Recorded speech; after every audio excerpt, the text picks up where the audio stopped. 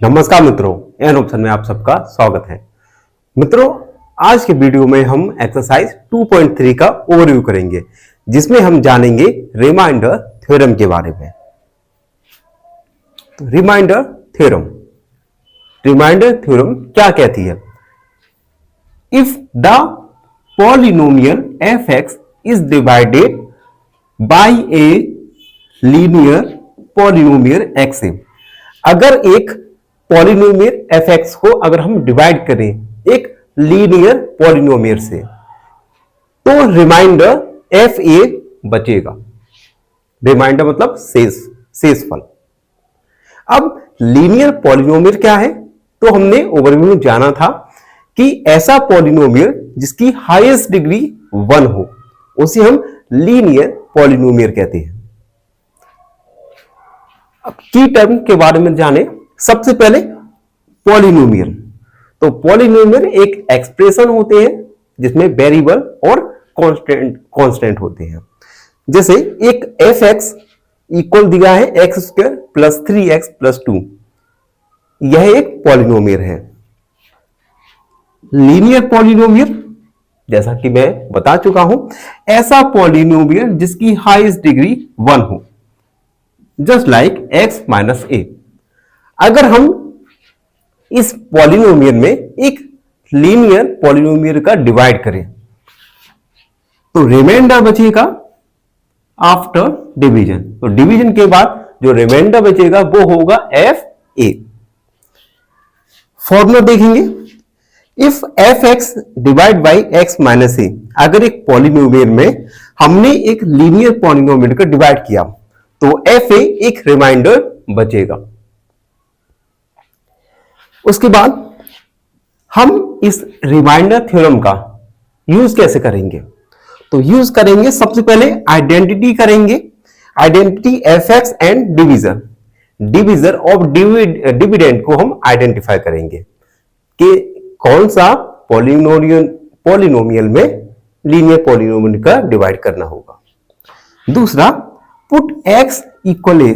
उसके बाद जो लीनियर पॉलिनोमियल हमें गिवन होगा उसका हम वैल्यू को पॉलिनोमियल में पुट करेंगे। And third, the result is, और उसके बाद पुट करने के बाद जो रिजल्ट मिलेगा वो रिमाइंडर होगा। एग्जाम्पल के लिए हमने लिखा find the reminder when fx।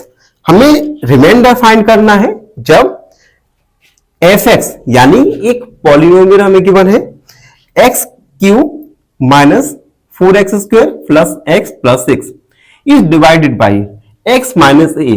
यहां पे x minus a, x minus 2 एक लीनियर पॉलिनोमियल है, क्योंकि यहां पे वेरिएबल की हाईएस्ट पावर है 1। अब देखिए यहां पे हम x माइनस 2 इक्वल 0 रख के x का वैल्यू 2 आएगा, और इस x का वैल्यू 2 को हम पुट करेंगे गिवन पॉलिनोमियल में। जब हमने पुट किया तो x की जगह 2 आ गया, 2 की पावर क्यू माइनस 4, x की जगह 2 का स्क्वायर, और x की जगह 2 को रखा और प्लस 6। इस पूरे को हमने सोल्व करेंगे तो रिमाइंडर आएगा 0। देखिए कैसे आएगा रिमाइंडर 0? 2 का स्क्वायर, 2 का क्यू, 2 2 जा 4, 4 2 जा 8, 8 माइनस 4 का स्क्वायर, 2 का स्क्वायर 4, और 4 का मल्टीप्लाई 4 से करेंगे तो 16 आएगा, प्लस 2 प्लस 6। इस पूरे को हम प्लस माइनस करेंगे तो रिमाइंडर आएगा 0। दैट मीन्स अब जो रिमाइंडर आएगा उसका मतलब क्या होगा? x minus 2 is a factor of fx। अगर रिमाइंडर 0 आता है तो x माइनस 2 एक फैक्टर होगा fx का, यानी गिवन पॉलिनोमियल का। और अगर रिमाइंडर 0 नहीं आता तो x minus 2 is not a factor of given polynomial. तो हम आगे एक्सरसाइज में रिमाइंडर थ्योरम से रिलेटेड काफी क्वेश्चंस को सॉल्व करने वाले हैं। मुझे आशा है जब हम एक्सरसाइज 2.3 को कंप्लीट कर लेंगे आपको हर एक क्वेश्चन के आंसर मिल चुके होंगे। तो हमने ओवरव्यू में जाना रिमाइंडर थ्योरम के बारे में। आई होप आप सबको अच्छे से समझ आया होगा।